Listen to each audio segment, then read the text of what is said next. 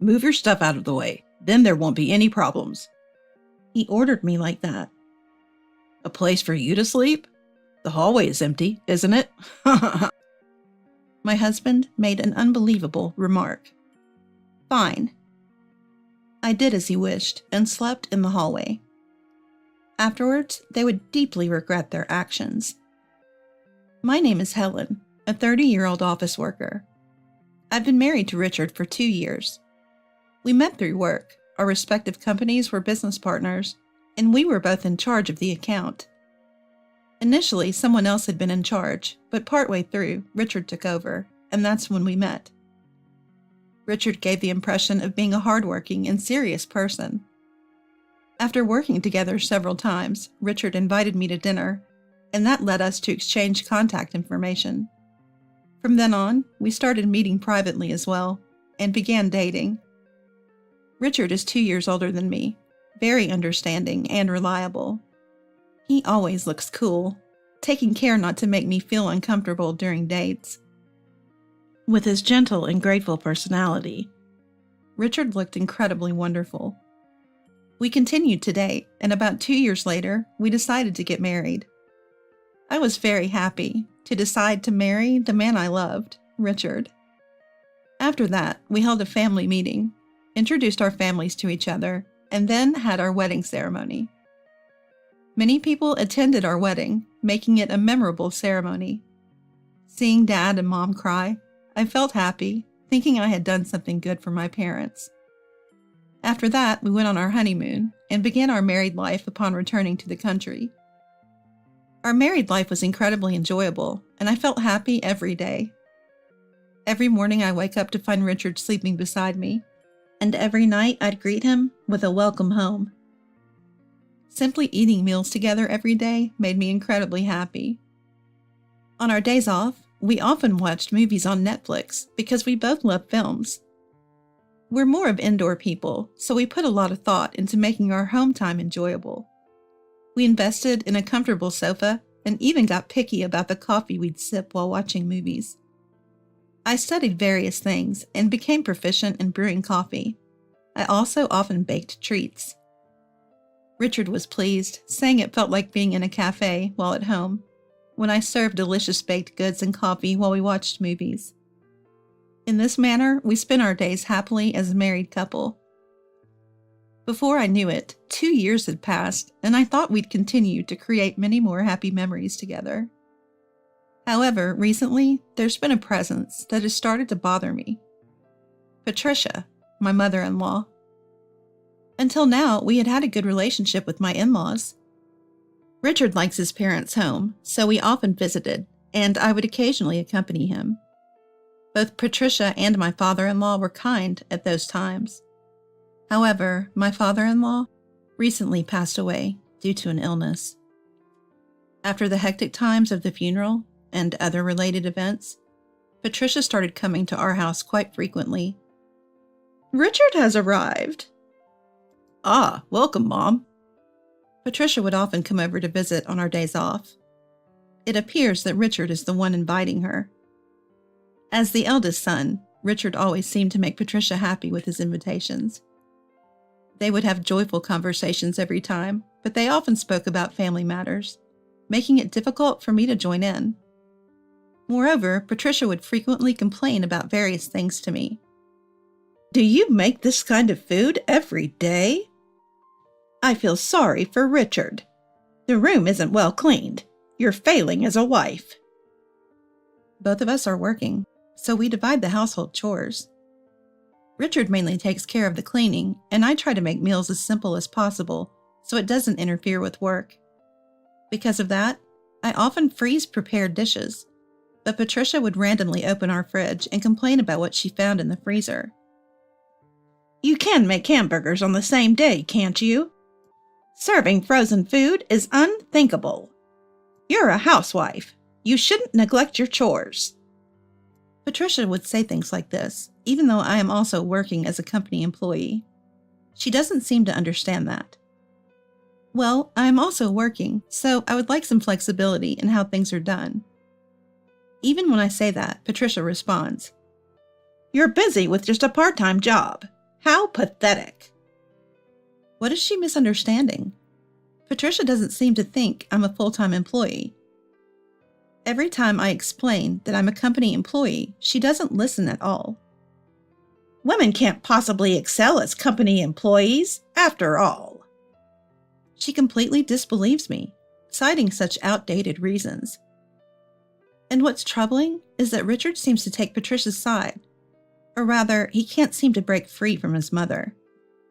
So even when I talk to him about Patricia, he doesn't seem to think she's in the wrong. Mom is a bit scatterbrained. I know saying she has old-fashioned views sounds negative, but why not just think of her as traditional?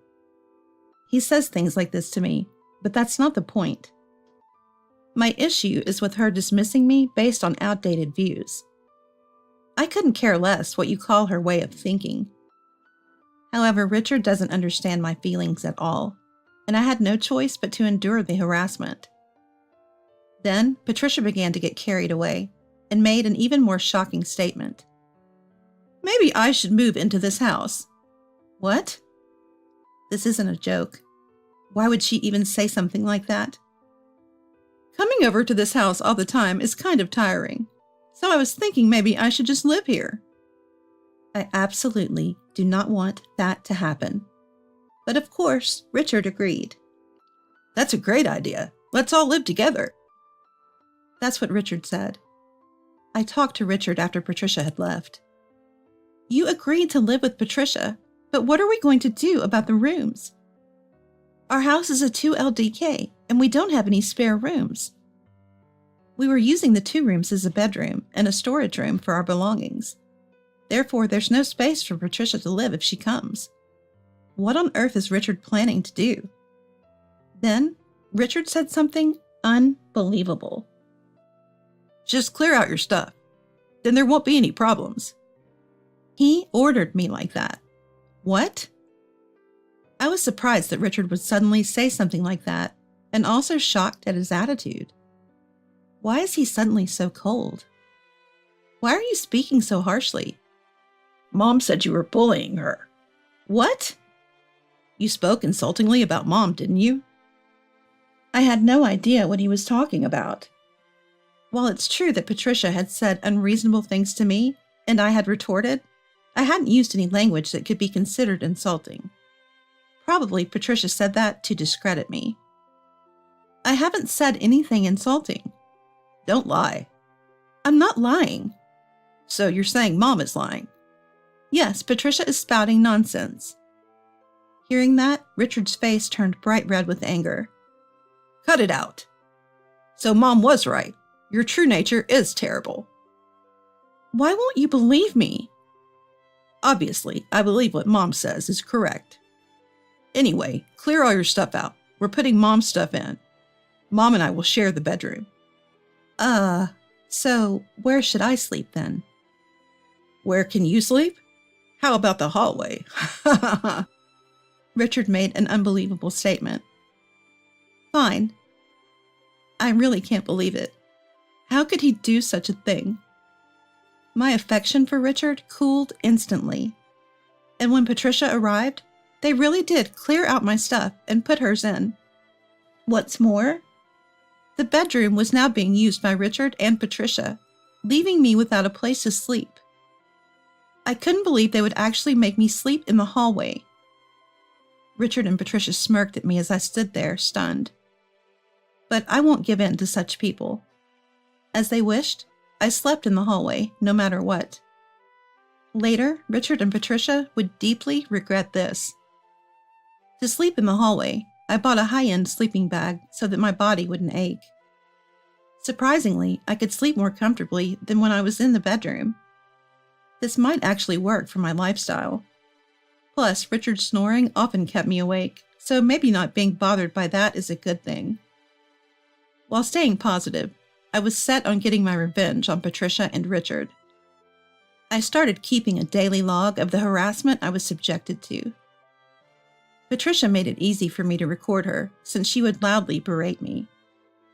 I documented every instance of her bullying me, making it look tough even though I was actually comfortable. About 3 months later, one day Richard brought a colleague home from work. Apparently, they decided to continue their night out by drinking at our place. Patricia took this as an opportunity to act like a good person and try to impress Richard's colleague. Your mom seems like a kind person.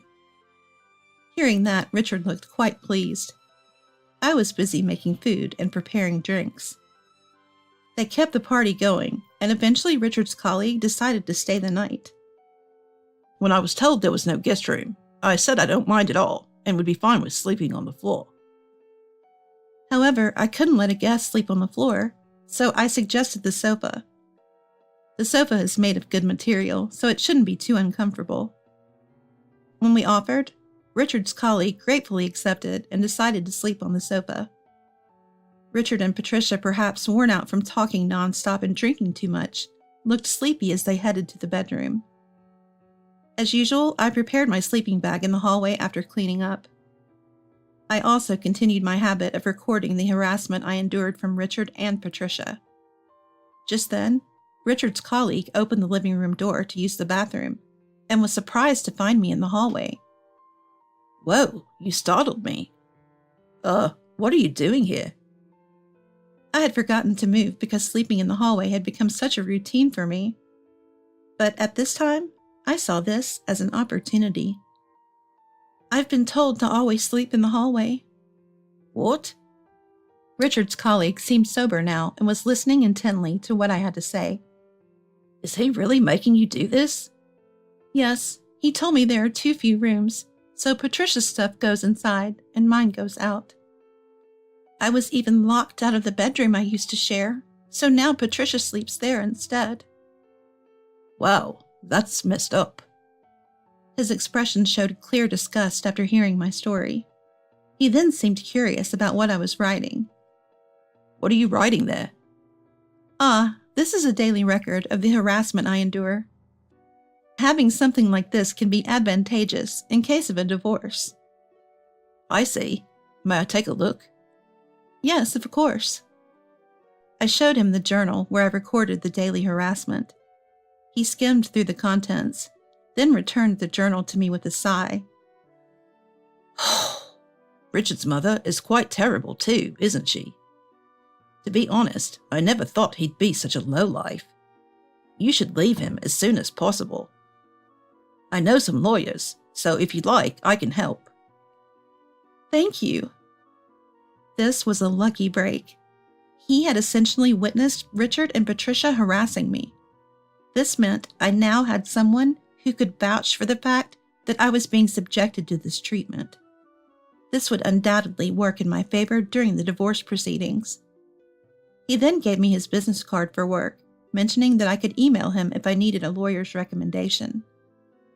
The fact that he chose to give me a business card instead of directly exchanging WhatsApp information showed that he was considerate and professional.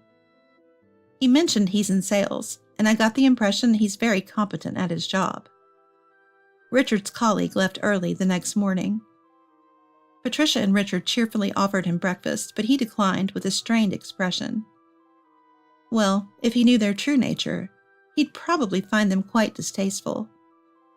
After he left, Patricia and Richard started complaining that my hospitality was lacking. You should have prepared breakfast in advance.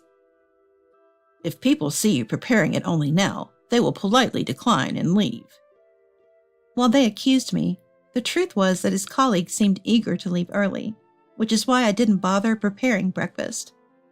I was already at my limit with their baseless accusations. I immediately sent messages to the colleague asking for a lawyer recommendation. When I showed the lawyer my harassment journal, they told me that not only could I divorce Richard on the grounds of his behavior, but I could also claim compensation for the emotional distress they had caused. I went to the office to get the divorce application form, and upon returning home, thrust it in front of Richard. I can't tolerate this life anymore. Let's divorce. Upon hearing this, Richard looked shocked. However, Patricia seemed extremely pleased. Isn't it great? You can get rid of unpleasant people. I always thought Richard deserved better. He should remarry a young woman at work and have kids soon. Patricia said that, and Richard also seemed keen to divorce me. That's absolutely true. I've decided to break up with you, haha. Saying this, Richard filled out the divorce papers. Then I'll go submit these now, and then I'll pack my things and leave. Hearing that, both of them looked extremely pleased.